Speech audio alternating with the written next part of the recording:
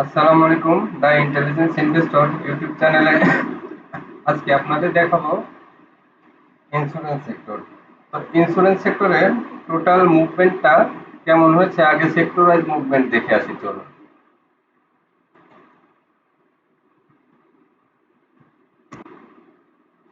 এই যে ইন্স্যুরেন্স সেক্টরটা দেখেন, এখান থেকে একটা ওয়েভ নিচ্ছে, তারপর এখানে কারেকশন 1 2 3 4, মানে এখানে যতটুকু কারেকশন এখানে ততটুকুই, তার মানে এখানে যতটুকু লেন্থ হচ্ছে থার্ড লেন্থটা সবচেয়ে বড় হয়, তো ফিফথ লেন্থটাও ফিফথ লেন্থটাও মোটামুটি বড় হয়। তো এখন ইন্স্যুরেন্স সেক্টর কিন্তু এখান থেকে একটা ড্রাইভ দিবে, সেক্টর ওয়াইজ একটা মুভমেন্ট হবে। তো ইন্স্যুরেন্স সেক্টরের স্টকগুলো আপনাকে গুরুত্বের সাথে এই মুহূর্তে নিতে হবে। প্রথমে আমরা দেখে আসি, চলুন ইন্স্যুরেন্স সেক্টরের প্রথম স্টকসটি দেখে আসি, অগ্রণী ইন্স্যুরেন্স। অগ্রণী ইন্স্যুরেন্সে এই যে দেখে এখান থেকে ইন্স্যুরেন্স সেক্টরের মতো একটা সুইং নিয়ে এখানে সুইংটা শেষ করেছে, এখান থেকে আবার আরেকটা সুইং নিবে। তো ইন্স্যুরেন্স সেক্টরের এই অগ্রণী ইন্স্যুরেন্সটা ভালো হবে, এটা বোঝাই যাচ্ছে। বাট ইন্স্যুরেন্স সেক্টর ওয়াইজ যখন মুভ করবে তখন তো ম্যাক্সিমাম ইন্স্যুরেন্সই ভালো হবে, কিন্তু এর ভিতরে কিছু স্টকস রেসে এগিয়ে থাকবে। রেসে এগিয়ে থাকবে কোনগুলো, যেগুলোর ভলিউম ভালো হবে। এখানে দেখেন এশিয়ান ইন্স্যুরেন্সও এখানে এন্ট্রি দিলে এই যে 46-এর একটা রেঞ্জ ইজিলি পাবেন এখানে এন্ট্রি দেওয়ার মতো। তাহলে এশিয়া ইন্স্যুরেন্সও ভালো হবে, সবগুলো ইন্স্যুরেন্সের কিন্তু গ্রাফ রেডি। এশিয়া প্যাসিফিক ইন্স্যুরেন্সও ভালো হবে। বাট এগুলার ভলিউম কত, 4 লাখ করে এখন ভলিউম হচ্ছে। এরপরে চলুন বিজিআইসি দেখে আসি। বিজিআইসি তে ভলিউম হয়েছে 2,67,000, গত দিনে 2% মাত্র বেড়েছিল। এখানে কি, এটাও সেম, এটাও সুইং একটা দিবে, তাহলে বিজিআইসিও রেডি হয়ে গেছে। এরপরে চলুন দেখে আসি বিএনআইসিএল। বিএনআইসিএল কি হয়েছে যে 2 দিন বেড়েছে, এখানে একটা ব্রেকআউট নিয়েছে, একটা রেড হচ্ছে, পরের দিন কি হবে, আবার গ্রিন হবে। তার মানে কি, এই যে এতটুকু আরেকটা রেঞ্জ কিন্তু এখানে নিবে 15-20 টাকা। তার মানে এখান থেকে শুরু করেছিল 105, 20 টাকা হলে 125, 30, 35, এই লেভেলে একটা রেঞ্জ নিবে। তো এটাই রেঞ্জ দিচ্ছে। এরপরে সেন্ট্রাল ইন্স্যুরেন্স দেখে আসি চলুন। এটারও 4 লাখ ভলিউম হয়েছে, গতকাল 2.91% বেড়েছিল, এও এখান থেকে একটা সুইং নিবে। তার মানে কি, ইন্স্যুরেন্স দেখছেন, সবগুলা ইন্স্যুরেন্সই কিন্তু ভালো অবস্থানে আছে। সিটি জেনারেল ইন্স্যুরেন্স এখান থেকে আবার এটা সামান্য একটু বাড়তে পারে, বাট এসব সিটি জেনারেল ইন্স্যুরেন্সে কিন্তু এখন যাওয়া যাবে না। কন্টিনেন্টাল ইন্স্যুরেন্স দেখে আসি চলুন। কন্টিনেন্টাল ইন্স্যুরেন্সটা ওই যে এখানে দেখেন একটা সাপোর্ট নিয়ে এখানেও একটা সুইং দিবে। তার মানে কি, আমি গত 2 দিন ধরে কিন্তু বলতেছিলাম যে ইন্স্যুরেন্স সেক্টরের মুভমেন্ট ভালো মনে হচ্ছে, একটা আরেকটা মুভমেন্ট হবে। তো এই যে ক্রিস্টালটা এখান থেকে ডাব্লিউ আকৃতির একটা প্যাটার্ন দিবে ক্রিস্টালের। আহ, তারপরে ডিজিআইসিটা দেখে আসি চলুন।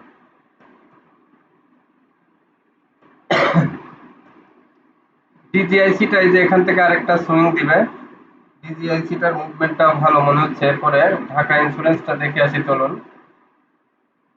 ঢাকা ইন্স্যুরেন্সে এখান থেকে একটা মুভমেন্ট দিবে, মানে ইন্স্যুরেন্স দেখেন কর্মহারে সব ইন্স্যুরেন্স কিন্তু বাড়বে, মানে graph full ready. Graph ready মানে মনে করবেন যে এখানে ভালো হবেই এই সেক্টরটা। দেখছেন এর আগে ওই যে একটা সময় ইন্ডিকেটর দেখাচ্ছিলাম যে সব ইন্ডিকেটর কারেকশনের দিকে, এই যে কারেকশনটা থেমে কি করছে, সবগুলা কিন্তু আবার রেডি হয়ে মোটামুটি এই যে এই লেভেল থেকে দেখেন সবগুলা ইন্স্যুরেন্স কিন্তু তখন কারেকশন দেখাচ্ছিল, এবং কারেকশন যা নেওয়ার নিয়ে ফেলেছে। এখন যেটা হচ্ছে, এখন সবগুলা ইন্স্যুরেন্স আবার বাড়বে, তাহলে ইস্টার্ন ইন্স্যুরেন্স এটাও বাড়বে। ইস্টল্যান্ড দেখে আসি চলুন। ইসল্যান্ডটা তুলনামূলক একটু দুর্বল। ইআইএলটা দেখে আসি চলুন। ইআইএলটাও এখান থেকে একটা সুইং দিবে। যেগুলার ভলিউম ভালো হবে সেই শেয়ার গুলোতে যাবো। এরপরে ফেডারেলটা দেখে আসি চলুন।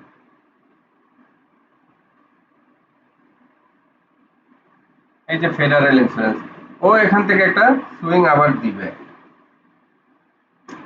তারপরে গ্লোবালটা দেখে আসি। এই গ্লোবাল ইন্স্যুরেন্সটা আমার মোটামুটি পছন্দের ইন্স্যুরেন্স, এবং এর ট্রেন্ডটাও ভালো আছে। গ্লোবালটা আপনারা নোট নেবেন, গ্লোবালটা ইন্স্যুরেন্স অনেকগুলো ভালো দেখলাম, এর ভিতরে গ্লোবালটা একটু নোট করে রাখবেন, মানে পছন্দর মধ্যে রাখবেন। এরপরে গ্রিন ডেল্টাটা দেখে আসি। গ্রিন ডেল্টাটা এত বেশি সুবিধাজনক গ্রাফ মনে হচ্ছে না। এরপরে আইসিআইসিএল দেখে আসি।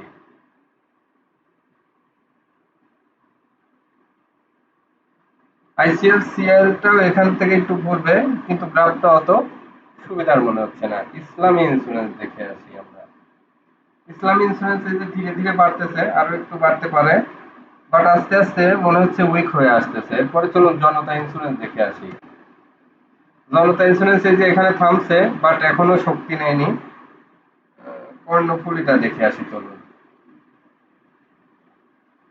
এই যে কর্ণফুলীটা এখান থেকে একটু বাড়বে, বাট অতটা শক্তি নেয়নি।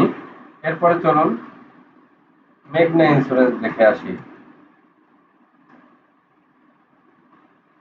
মেঘনা ইন্স্যুরেন্স এখনো এতটা শক্তি নেয়নি।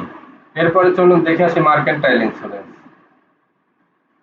এই যে এই স্টকটি এখন নিবেন। দেখেন এইখান থেকে বাড়ার পরে আবার যে স্ট্রং একটা সুইং নিচ্ছে, এটা কিন্তু অনেক ভালো অবস্থানে। প্রতিটা গ্রাফই দেখেন মার্কেন্টাইল ইন্স্যুরেন্স এখান থেকে মোটামুটি এই যে এই পর্যন্ত একটা রেঞ্জ দেখাচ্ছে ইজিলি। সবচেয়ে এক নম্বরে স্টক হিসেবে নেবেন মার্কেন্টাইল ইন্স্যুরেন্স। তাহলে একটা ইন্স্যুরেন্স কিন্তু আপনাদের আইডেন্টিফাই করে দিলাম। মার্কেন্টাইল ইন্স্যুরেন্স ফার্স্ট প্রায়োরিটি দিবেন, নাম্বার ওয়ান প্রায়োরিটি। এরপরে চলুন নিটল ইন্স্যুরেন্স দেখে আসি। নিটল ইন্স্যুরেন্সেরও তেমন কোনো ট্রেন্ড নেই, বাট এটা ঘুরবে এখান থেকে। এরপরে নর্দার্ন ইন্স্যুরেন্স দেখে আসি তো। নর্দার্ন ইন্স্যুরেন্সও এখান থেকে ঘুরবে। নর্দার্ন ইন্স্যুরেন্সের ভলিউম মোটামুটি ভালো, 9 লাখ। এটা দেখতে পারেন। এরপরে প্যারামাউন্টটা দেখে আসি চলুন। প্যারামাউন্টটা এখান থেকে বাড়বে। পিপলসটা দেখে আসি চলুন। পিপলসটাও এখান থেকে বাড়বে। পিপলসটাকে লং টার্ম ইনভেস্ট করলে পিপলসটা কিন্তু ভালো হবে। পিপলসটা অনেক স্ট্রং। এরপরে ফোনিক্স ইন্স্যুরেন্স দেখে আসি চলুন। ফোনিক্স ইন্স্যুরেন্স এখান থেকে একটু দুর্বল, ঘুরবে কিন্তু একটু দুর্বল। পাইওনিয়ার দেখে আসি চলুন। পাইওনিয়ার ইন্স্যুরেন্সও এখান থেকে একটা সুইং দিবে। প্রগতি ইন্স্যুরেন্স দেখে আসি চলুন।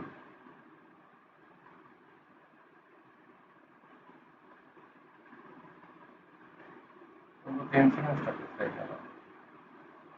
এই যে প্রগতি ইন্স্যুরেন্স হঠাৎ করে একটা হল্টেড হয়েছিল, এটা এখনই মাথায় নেওয়ার দরকার নাই, একটু আরো অবজারভেশনের বিষয় আছে।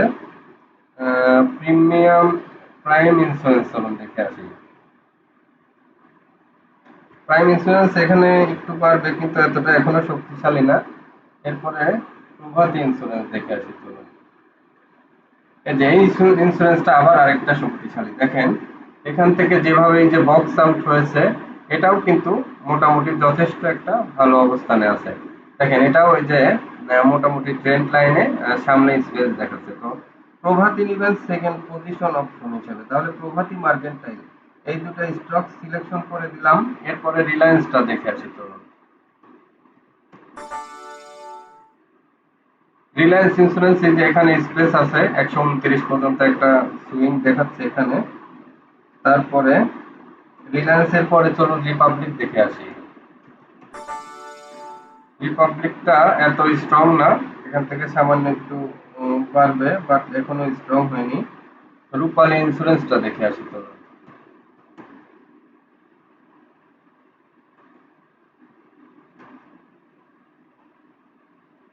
রূপালী ইন্স্যুরেন্স এখান থেকে বাড়তে পারে।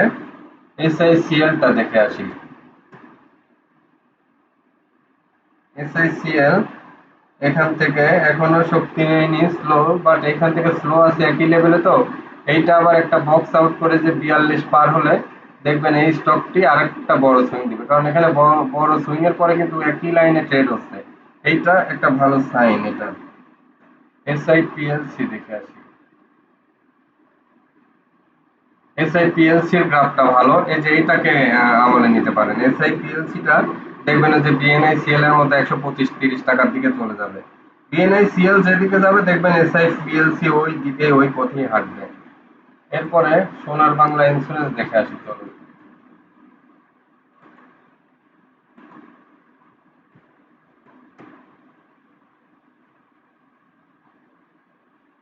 এই যে সোনার বাংলা ইন্স্যুরেন্সও এখান থেকে বাড়বে, আরেকটা সুইং নিবে। স্ট্যান্ডার্ড ইন্স্যুরেন্স দেখে আসি চলুন। স্ট্যান্ডার্ড ইন্স্যুরেন্স এখান থেকে সুইং নিতে পারে। পরে টাকা ফুল দেখে আসি চলুন। টাকা ফুল ইন্স্যুরেন্স মোটামুটি একটা ট্রেন্ডে আছে, এটা ভালো অবস্থায় আছে। এরপরে ইউনিয়ন ইন্স্যুরেন্স দেখে আসি। ইউনিয়ন ইন্স্যুরেন্স এখান থেকে আরেকটা সুইং নিতে পারে। এরপরে ইউনাইটেড ইন্স্যুরেন্স দেখে আসি চলুন। ইউনাইটেড ইন্স্যুরেন্সের এখন কোনো ট্রেন্ড নেই। তাহলে ইন্স্যুরেন্স সেক্টর দেখা শেষ হলো। সামারাইজ কি? সামারাইজ হলো এখানে এশিয়া ইন্স্যুরেন্সটা একটা 4 টাকার প্রফিট পাবেন। তারপরে এর মধ্যে অনেকগুলোই পাবেন। গ্লোবালটা ভালো পজিশনে আছে, গ্লোবালটা একটা প্রফিট পাবেন। এগুলো হচ্ছে যে মোটামুটি গ্লোবাল, এশিয়া। এরপরে নাম্বার ওয়ান রাখবেন হচ্ছে যে mercantile insurance. Mercantile insurance 1 number. 2 number হচ্ছে প্রভাতী ইন্স্যুরেন্স। 3 নাম্বারে এসআই পিএলসি, 4 নাম্বারে গ্লোবাল, 5 নাম্বার হচ্ছে এশিয়া ইন্স্যুরেন্স। এই কয়টা আপনাদের শর্ট আউট করে দিলাম। তাহলে 1 নাম্বারে রাখলাম মার্কেন্টাইল, 2 নাম্বারে রাখলাম প্রভাতী ইন্স্যুরেন্স। এই দুইটা স্টকসকে ঠিক মতো ফলো রাখেন। এবার চলুন দেখে আসি লাইফ সেক্টরটা। লাইফ সেক্টরে কি আছে? লাইফ সেক্টরে সিএলআইসিএল দেখে আসি চলুন। এটা সিএলআইসিএল দেখেন এখনো ডাউন ট্রেন্ডে, ডাউন ট্রেন্ডটা ক্লিয়ার করেনি। এরপরে চলুন ডেল্টা লাইফটা দেখে আসি। ডেল্টা লাইফটা এখান থেকে থামছে, একটু সুইং নিতে পারে। ডেল্টা লাইফের অবস্থা একটু ভালো। ফারেস্ট লাইফটা দেখে আসি। ফারেস্ট লাইফটারও গ্রাফের কন্ডিশন ভালো না। এরপরে মেঘনা লাইফটা দেখে আসি চলুন। মেঘনা লাইফ এখান থেকে ঘুরছে, যে একটা ছোট রেড ক্যান্ডেল, এটা খুবই পজিটিভ। তার মানে কি নেক্সট ডেতে আরেকটা গ্রিন ক্যান্ডেল দেওয়ার সম্ভাবনা আছে। তো মেঘনা লাইফটা ভালো এখানে। এরপরে ন্যাশনাল লাইফ ইন্স্যুরেন্স দেখে আসি চলুন। ন্যাশনাল লাইফ ইন্স্যুরেন্স এই যে এখান থেকে সাপোর্ট নিচ্ছে, এখানে একটু দেখবেন। এরপরে পদ্মা লাইফ দেখে আসি চলুন। পদ্মা লাইফটারও গ্রাফের কন্ডিশন ভালো নয়, এখান থেকে আরেকটা সুইং নিতে পারে কারণ লোয়ার রেঞ্জে আছে। এরপরে পপুলার লাইফটা দেখে আসি চলুন। সরি, পপুলার লাইফটা এখান থেকে একটা সুইং নিতে পারে। পপুলার লাইফ কিন্তু লাইফগুলো এখনো শক্তিশালী হয়নি যতটা ইন্স্যুরেন্স সেক্টর রয়েছে।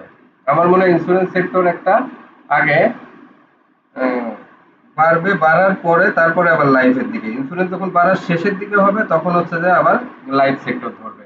তার মানে কি এখন ফার্স্টের দিকে ইন্স্যুরেন্সের দিকেই থাকেন, লাইফের দিকে একটু পরে আসবেন। প্রাইম লাইফের কি অবস্থা? এখান থেকে একটু ঘুরবে, বাট গ্রাফ এখনো স্ট্রং হয়নি। প্রোগ্রেস লাইফ দেখে আসি। প্রোগ্রেস লাইফেরও গ্রাফ এখনো স্ট্রং হয়নি। রূপালী লাইফ দেখে আসি।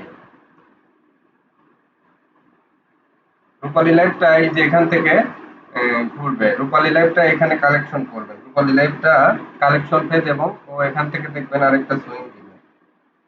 সন্ধান ইন্স্যুরেন্সটা দেখে আসি।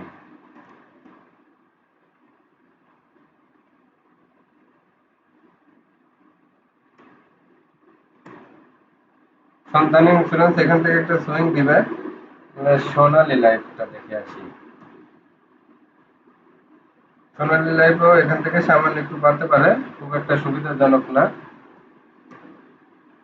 সানলাইটটা এখান থেকে এই যে ঘুরতেছে, এখান থেকে দেখা যাচ্ছে একটা সুইং নিবে। এই যে 75, 76, 77, 78 এই লেভেলের একটা রেঞ্জ এর আছে। তো সানলাইট দেখা হয়ে গেল। এবার তিলিলটা দেখে আসি চলুন। লাইফ সেক্টরে যদি কোনো স্টকস প্লে হয় তার মধ্যে এই যে তিলিলটা এবছর থাকতে পারে। তিলিলটাকে গুরুত্বের সাথে দেখবেন। এই যে এইসব কম রেঞ্জে তিলিলটাকে কালেকশন করে রাখবেন। তিলিলটা এইসব রেঞ্জে অবশ্যই কালেকশন করতে পারলে ভালো। সব তো রিস্কি স্টক নিবেন না, কিছু এই যে সেফ জোনে থাকা কম দামে থাকা শেয়ার নিবেন। তাহলে দুইটা সেক্টর হয়ে গেল। আমি লাইফ সেক্টরে এখনো কোনোটা সাজেস্ট করতেছি না। কালেকশন যদি করে আগের থেকেই রাখতে চান সেক্ষেত্রে রূপালী লাইফ তিলিল।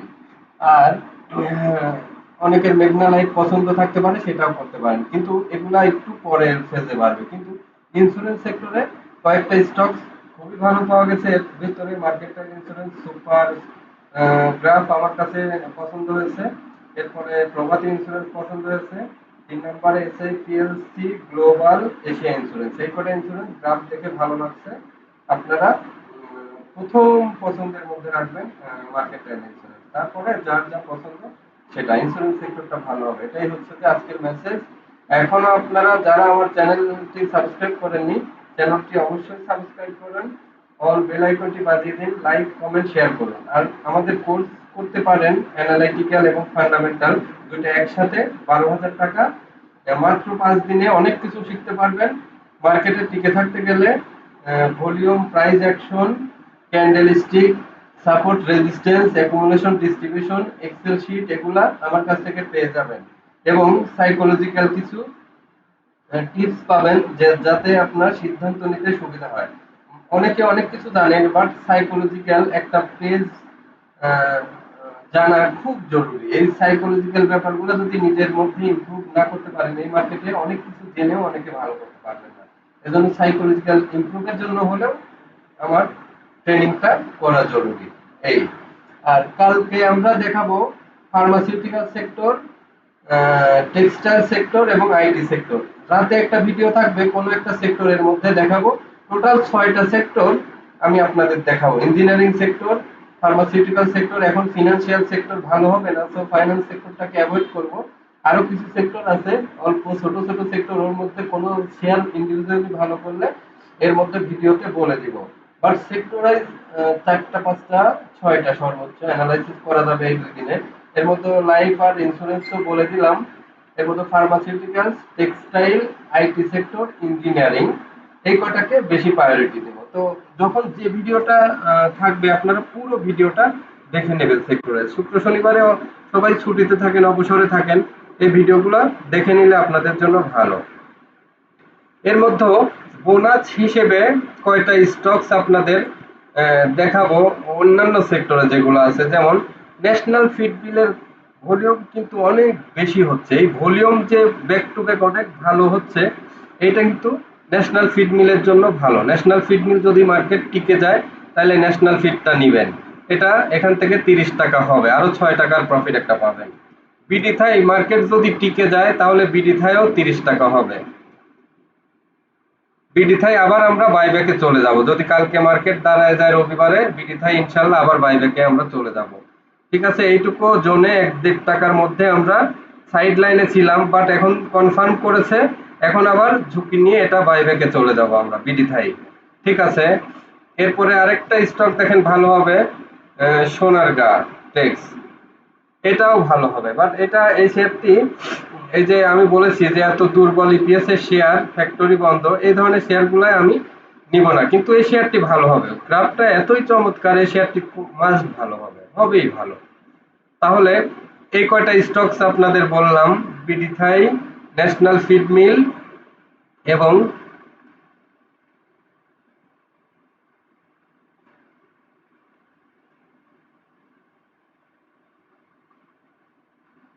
সোনারগা টেক্স। এরপরে আরো স্টকস আছে, আপনাদের সেগুলো দেখাচ্ছি।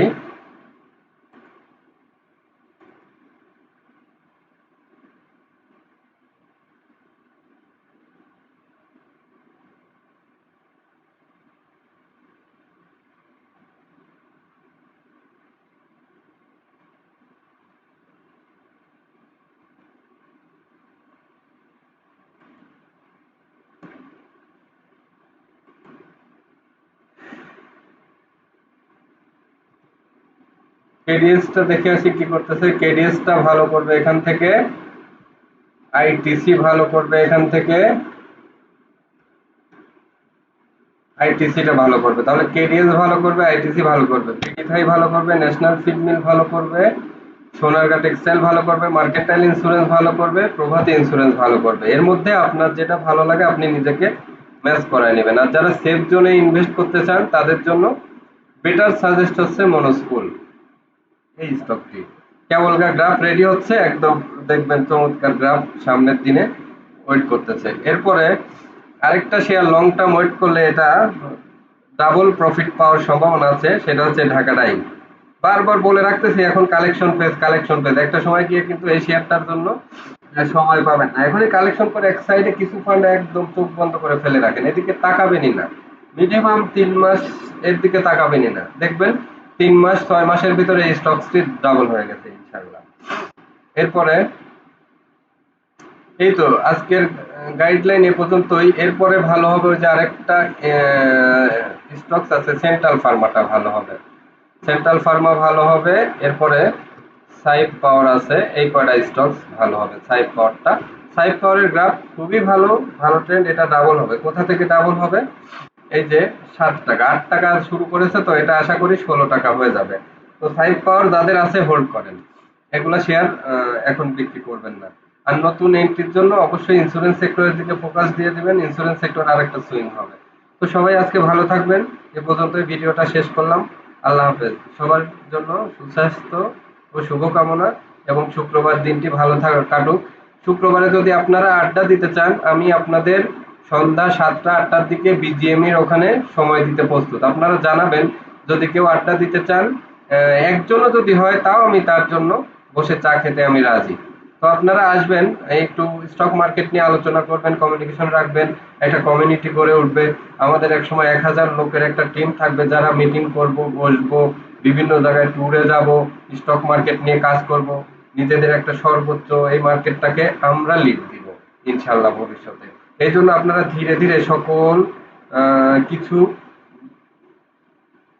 ফেলে স্টক মার্কেট নিয়ে যদি খুব আগ্রহী থাকেন, তাহলে ডেডিকেটেড ক্লিয়ার সেক্টরে শ্রম দিলে ভালো প্রফিট করতে পারবেন, এবং একটা ইউনাইটেড হতে হবে, মানে একটা গ্রুপ আমাদের করতে হবে। 1000 জনের মিনিমাম একটা ইউনিটি থাকতে হবে, যেটা আমরা মিটিং কল করব, 1000 জন আসবো, দেখা করব, একটা জায়গায় বসবো, মাসে না পারি 2 মাসে, যার যেভাবে সুবিধা হয়, 3 মাসে, প্রতি মাসে একদিন সময় সবাই করা যায়। সো আপনারা একটু ভেবে দেখবেন, যদি আসতে চান তাহলে আমি একটা টেলিগ্রাম গ্রুপ করব, টেলিগ্রাম গ্রুপে সবাই নাম্বার দিবেন, টেলিগ্রাম গ্রুপের মাধ্যমে আমরা কমিউনিটি বিল্ড আপ করব।